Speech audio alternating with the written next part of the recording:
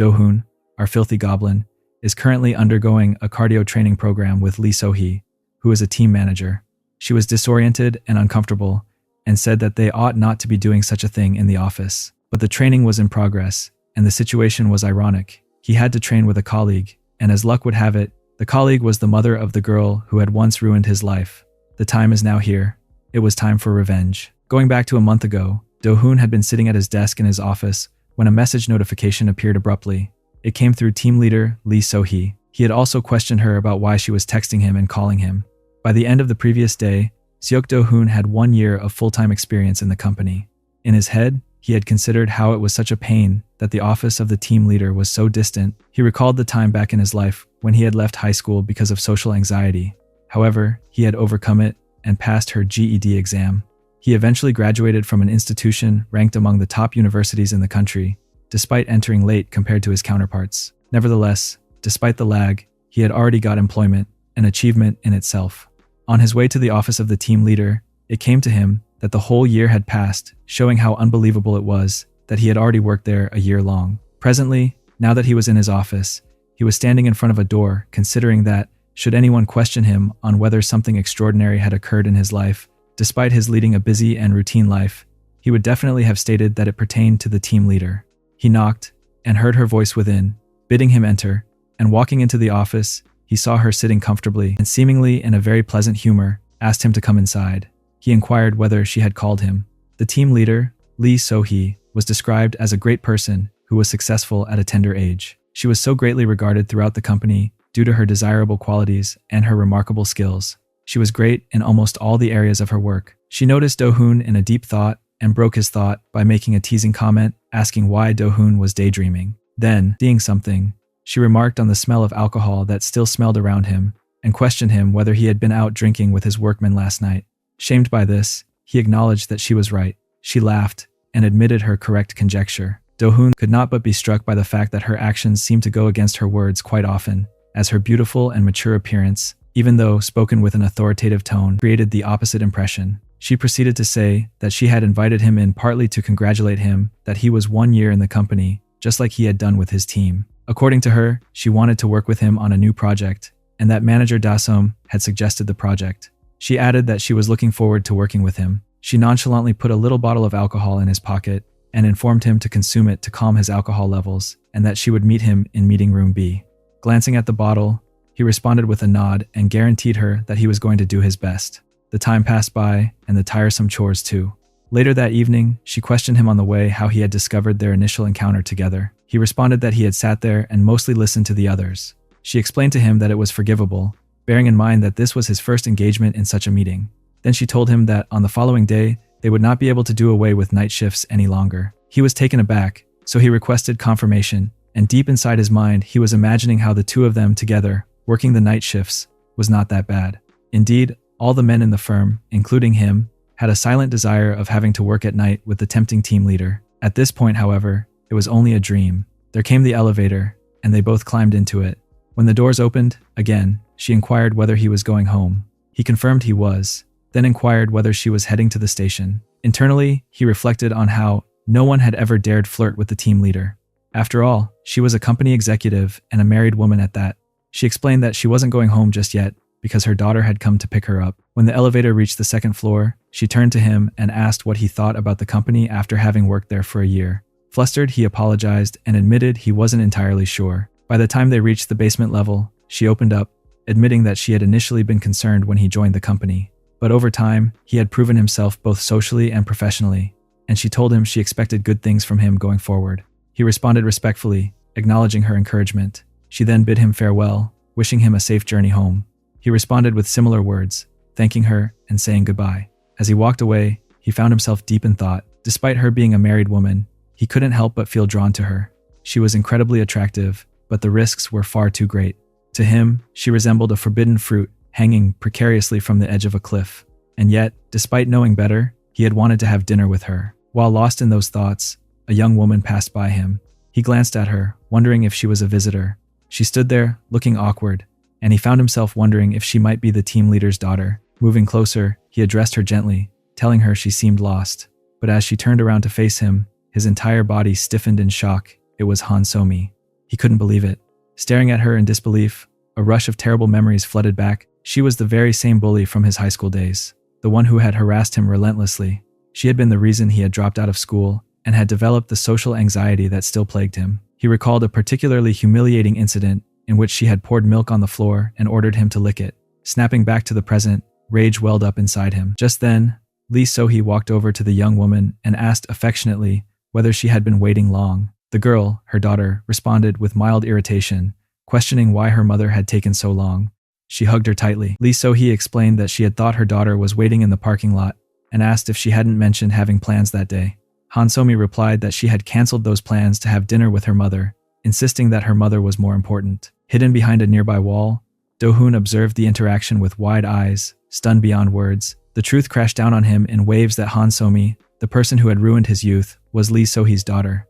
Do-hoon stood frozen in place, his thoughts a chaotic whirlwind. He kept telling himself that he had moved on, that he had buried the pain of the past deep within and had let go of everything related to her. But now, faced with her unexpected return, everything resurfaced. He did not get the reason that all of the time, she does not have to appear in front of him like that. The name he had worked so hard to forget came rushing back. Han So-mi. The overwhelming emotions boiled into a single word that echoed inside his head. That was revenge. Revenge was only the thing he needed. That was the only way to ease the storm inside him. He clenched his fists, shaking slightly, and forced himself to think clearly. If she had caused him to lose something precious, he would repay the favor in kind. She needed to lose something, someone equally valuable. That was the only way to balance the scales. His gaze turned cold as he thought that the person most important to her must be her mother. The following evening, team leader Lee So-hee was working late during her night shift in the office. She sighed quietly to herself, trying to muster some energy. She muttered that she couldn't afford to feel tired already, especially not when the shift had just started. She reminisced briefly about her younger days, back when she didn't even need supplements to keep going. Youth truly was a gift, she mused. A small smile tugged at her lips as she wondered how Do-hoon was doing at that moment. Just then, Do-hoon entered her office, carrying a calm and polite expression. He approached her and mentioned that he was planning to make some coffee and asked if she would like a cup as well. Gratefully, she agreed and told him that sounded wonderful. He made his way into the office kitchen and began preparing the coffee, casually asking her preference hot or cold, or whether she would like some ice added. She responded that she'd like it iced. As he busied himself with preparing the drinks, his mind was far from peaceful. Behind his calm expression, there was a different resolve brewing. Handing her the cup, he asked with a teasing smile whether she wasn't staring at him a little too much. Then, in a quiet and reflective inner voice, he acknowledged what he was about to do. He had already decided to throw himself off the metaphorical cliff, to dive headfirst into the madness of his plan.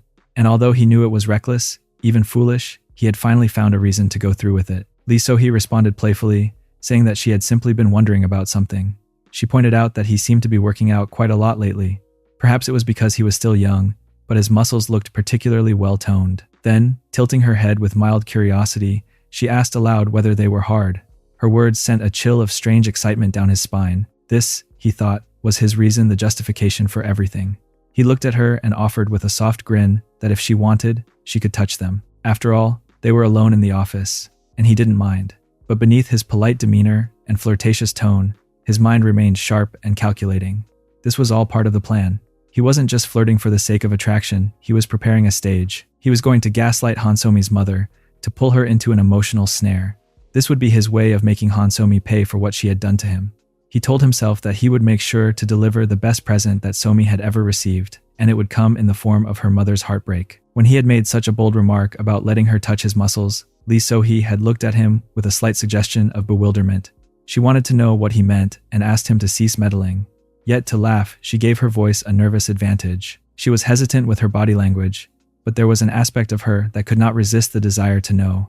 She smiled clumsily and excused herself and reached out slowly. Her fingers touched his arm, and she said a small gasp. His mold was hard to her touch, his veins were showing under the skin, and his body was unnaturally warm. But a moment she lingered, her hand. At the back of her mind, she was wondering when it was that she last touched the body of the man, even in that little way. But the idea startled her, and self-awareness was about to hit. Still with his rational composure, Do-hoon inquired of her, with a mocking smile, whether it was good. She responded with a partially teasing statement, which implied that he had to be a hit among women. He laughed and said that he had wasted a lot of time exercising because he had spent a long time back home. In the meantime, her mind was starting to get out of control. She did not realize the reason her heart beat so thrust against the chest, she asked herself, and she chastised herself inside, bidding herself calm down. Do-hoon felt she was not as energetic, so she decided to refocus the moment. He recommended that they go back to work. However, she suddenly spilled coffee on his shirt as they were about to take a step. He peeped and saw the spreading stain and how wet the fabric was. She held her breath and, as soon as possible, gave him her handkerchief, saying she was sorry and inquiring whether he was all right. Without hesitation, she stepped forward and began wiping his shirt, gently blotting the fabric. She assured him she would take care of it. Do-hoon remained silent as he watched her. Behind his composed face, his mind was sharp and calculating. He wasn't just thinking about the coffee. He was watching her reaction, her proximity, the gentle way she tried to clean up after the accident. To him, this was only a piece of the larger puzzle. In his heart, he had already made up his mind. She would become the reason he would walk straight off the cliff into revenge, into something irreversible.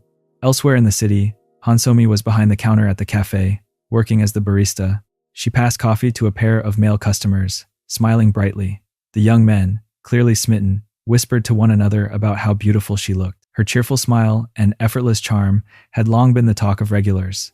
As she handed over the drinks, she encouraged them to enjoy themselves. The two boys continued whispering, saying she had always been popular, especially when she smiled like that. But just then, Do-hoon stepped forward, appearing out of nowhere. His expression was serious, and without hesitation, he told her that she owed him an apology. She looked up, taken aback, and asked why she should be the one to apologize.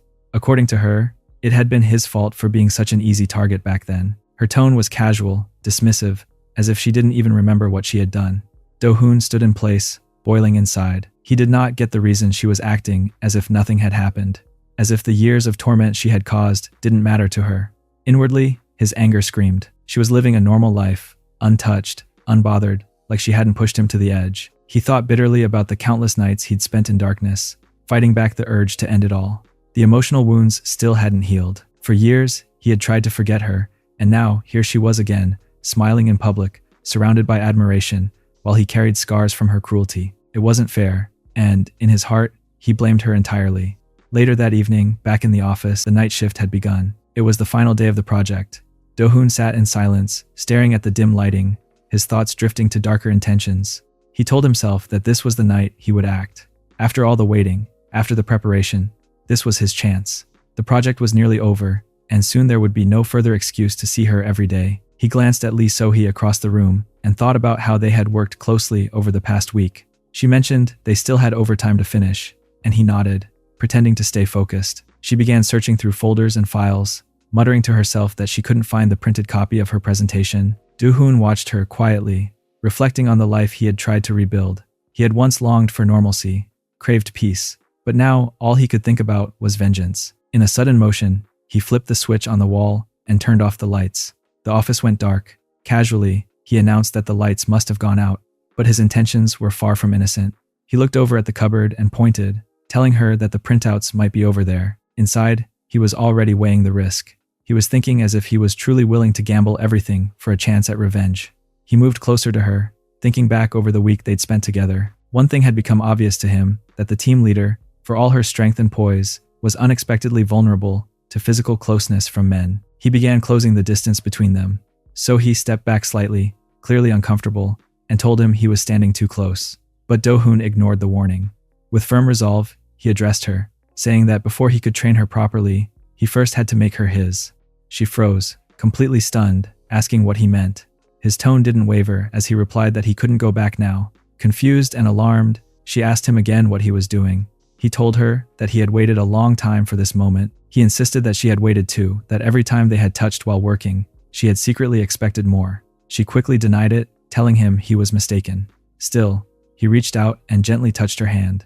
When she flinched, he used that reaction to prove his point. He noted that even a slight touch could make her react so visibly. She scolded him, telling him to stop joking around.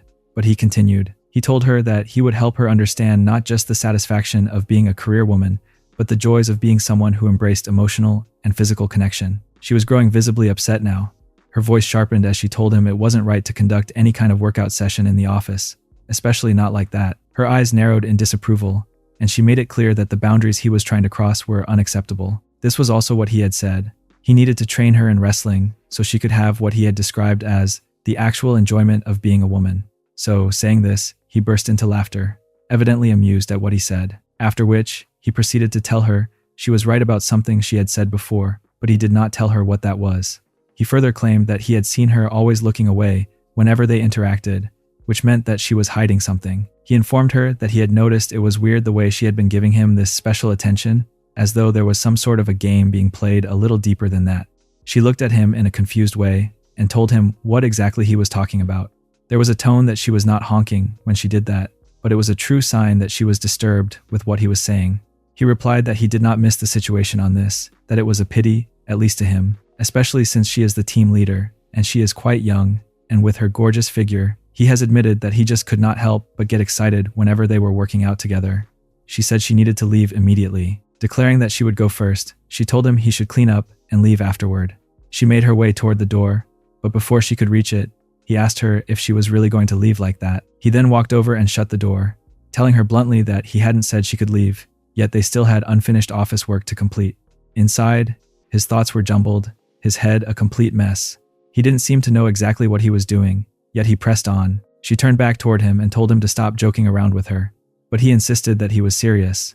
He said he had known it all along, that he had been holding back his feelings for a long time, trying not to let them show. She looked at him again and asked, more insistently this time, what he was talking about. His response was unsettling. He said that he had felt this way before, and that even though she was a bit clumsy as a team leader, it was okay to be honest about one's feelings. Otherwise, it would make no sense for someone with such a stunning body to act as though she were completely unaware of the effect she had on others. She told him it had to stop, that he had taken it too far, but he ignored the warning. He said that in many ways, it was her fault that he had been exposed to such tempting views on a regular basis. She looked at him, alarmed, and asked again what he was talking about. Then, trying to defuse the moment, she told him to just go home and take care of whatever personal issues he had. She reminded him that he still had tasks to finish and should complete his work. He brushed off her suggestion, saying that it was okay. But then he asked what she meant by going home. He was thinking to himself that, at this point, he had done it. He had succeeded in trapping her in this awkward and charged moment. He changed the subject and asked her why she was staring so intently at him. He grabbed her hand and told her there was no need to act that way. It was okay to touch him if she wanted to. As all of this played out, he was silently reflecting that the revenge he had been planning was beginning to consume him. It felt like it was going to burn him alive. Then, breaking the silence, he addressed her as team leader. When she asked what he meant by that, he reassured her again, telling her that everything was okay. But in his thoughts, he was justifying it all, saying to himself that since she was his colleague and they were supposed to train together, the workout session was something he needed to go through with at least once. She responded by clarifying that they would only do the cardio session one time, and then they would both go home. He agreed, saying, of course, though in his mind, he had already decided that there was no going back. He didn't care anymore, as he had always wanted to go through this workout session with her, and now it was finally happening. Both of them started performing workout sessions together. He began to recall a particular day when the team leader had been praising all the colleagues in the office. She had been smiling warmly and expressing her appreciation, saying that everyone had done a great job that quarter. She noted that the planning team had once again been the best performer and thanked everyone sincerely for their continued hard work. 2 team members were standing in front of her at the time. One of them had told manager Lee So-hee that she was always right and that they were all indebted to her. The other added that their achievements wouldn't have been possible without her leadership. Meanwhile, another girl who had been standing beside Do-hoon at the time had been quietly observing. She had thought to herself that So-hee, who smiled more than anyone and was loved by everyone, was truly an ideal boss. She admired how So-hee managed her work so efficiently, all while being graceful and beautiful. She wasn't someone anyone could dismiss or take lightly. Later, So-hee walked over to Do-hoon and addressed him directly. She had reminded him that it would soon be a full year since he had joined the company, encouraging him to continue working hard in the future. She thanked him in advance for his dedication, then gently pointed out that his necktie had come a bit loose. In that moment, Do-hoon had been filled with admiration, thinking to himself that manager Lee So-hee was the most respected person in the entire company. He had also started imagining himself doing a cardio session with her. In his mind, he was thinking that this was a huge success for him, that he had accomplished something he had never expected. He was basking in the moment, convinced that no one else could replace what he had just experienced. But suddenly, the atmosphere shifted. He noticed someone entering the office unexpectedly. It was the night security guard, holding a flashlight in his hand. The guard's voice echoed in the dark, asking what kind of sound had been coming from that area. He mentioned that the lights were off and called out to see if anyone was still inside the office. The night shift was taking its toll on the guard, who moved through the dimly lit office, exhausted and muttering to himself that working part-time as a guard was more difficult than he had imagined. He wondered if this was the last room he needed to check. Just as he was about to leave, he suddenly noticed a faint noise coming from the far corner of the office. He froze, startled, and questioned inwardly what that sound could have been. Hesitant but alert, he moved cautiously toward the meeting room. Standing at the entrance, he debated whether he should go inside, asking aloud if anyone was there. As he stood in the silence, unsure of his next move, his phone began to ring, snapping him out of his thoughts. He murmured that a call was coming in, and quickly answered. Her instincts told her someone was still nearby. She quietly stated that someone was definitely outside, and that if they came in, they'd be caught for sure. Outside, the guard, still distracted by the call, responded to the voice on the other end. They had asked how things were going, and he replied by asking if there was any issue on their side. Then, he added that he was just checking the building and suspected someone might still be inside. Unsure, he asked what he should do next. As the guard's flashlight passed through the hallway, its beam triggered a chain of memories in Do-hoon's mind. His thoughts drifted involuntarily to his painful school days haunted by the bullying he endured from Somi. One vivid memory surfaced that he had been sitting quietly in his classroom when Han Somi had suddenly approached him. Back then, he had gone by the name Lee Sung-min. Han Somi had leaned toward him and, with a falsely sweet voice, had told him she missed him. Shocked and terrified to see her, he had asked what she was doing there. She had been hiding a piece of paper behind her back and asked playfully if he hadn't received a love letter. Confused, he questioned what letter she meant. She then claimed that the letter was from him. With a cruel smile, she told him she had been waiting for him ever since she noticed the way he had restlessly stared at her. Without warning, she had grabbed him by the collar and accused him of being a criminal trying to hurt a delicate woman. Then, laughing coldly, she mentioned something about a 10,000 won prank. Before he could even respond, she shoved him violently to the floor and broke into loud laughter, calling out to the rest of the class. She had shouted that she had told everyone Lee Sung-min would fall for the trick, mocking him and calling him a loser who had fallen for a fake confession. That moment had stayed with Do-hoon like a scar etched into his soul. He had remembered thinking that she was the one who had made him feel so hopeless, the one who had driven him to the edge of suicide.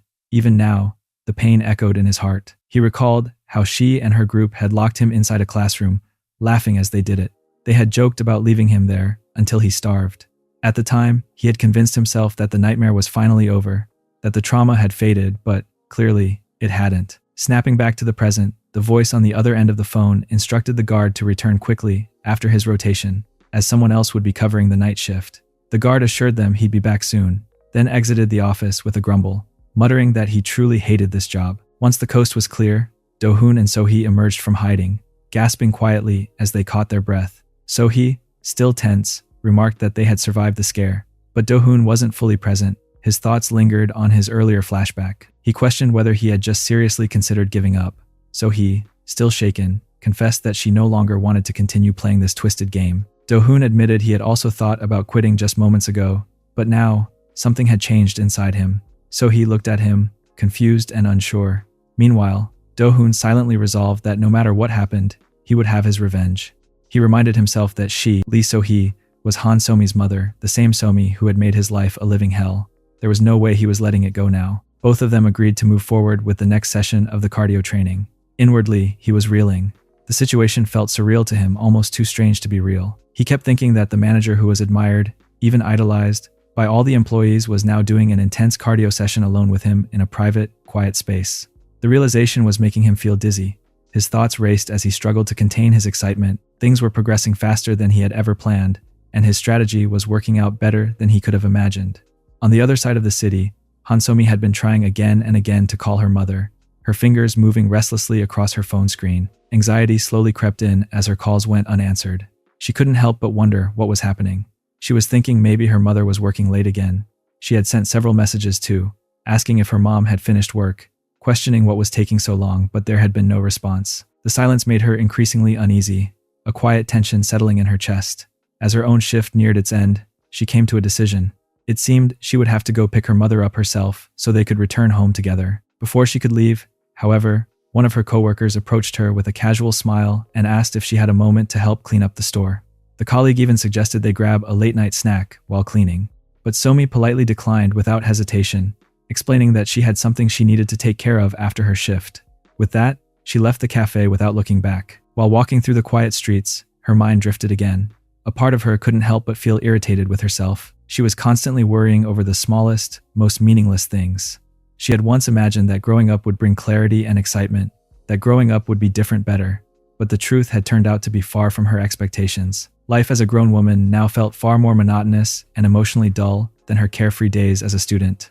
As she stood waiting at a streetlight, she pulled out her phone and stared at a photo of herself and her mother, one of their happier moments. The image stirred something soft inside her. She sighed and thought that her life was supposed to be peaceful by now. Quietly, dialed her mother's number again. Her voice was gentle this time as she left a message, asking if her mother was still working and telling her how much she missed her.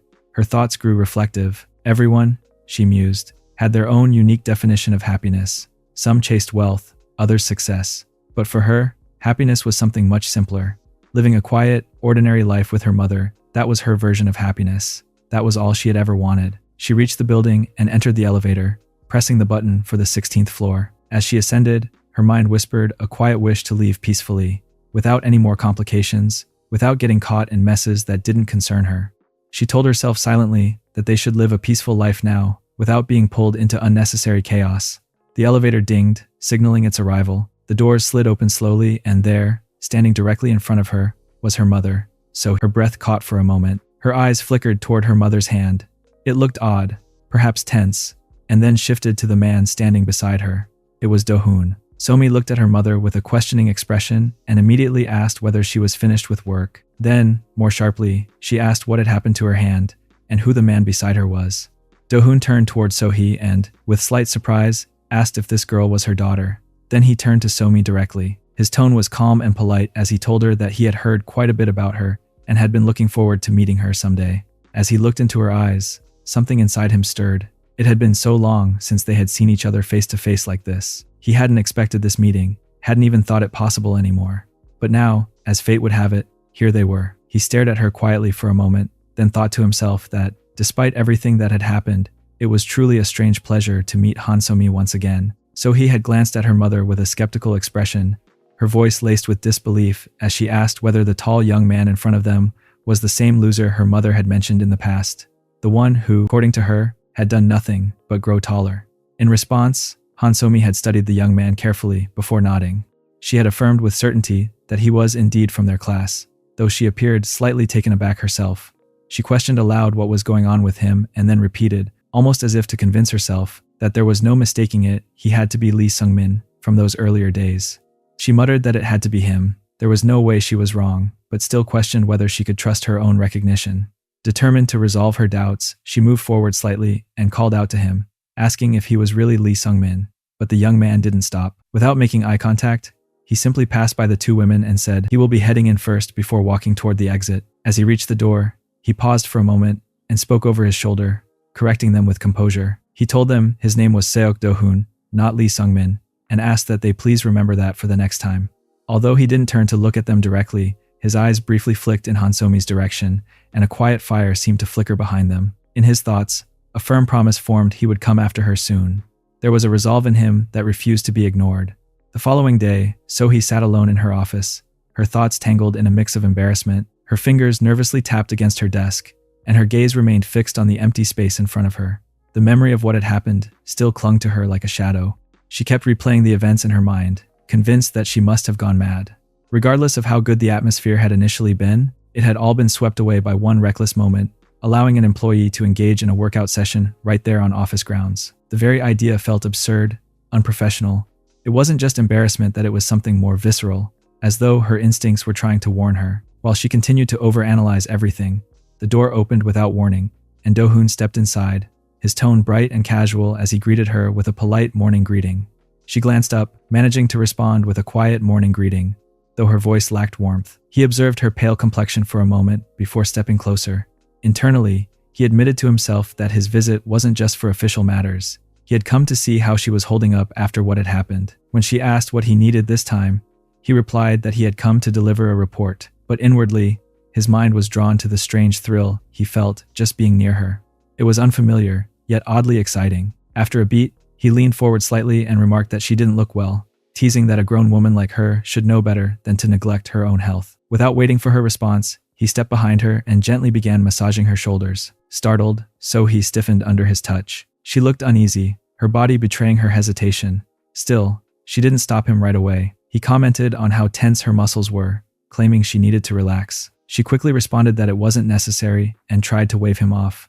Yet despite her protests, a quiet storm was stirring inside her. She couldn't understand it every time he touched her. Something strange spread through her body.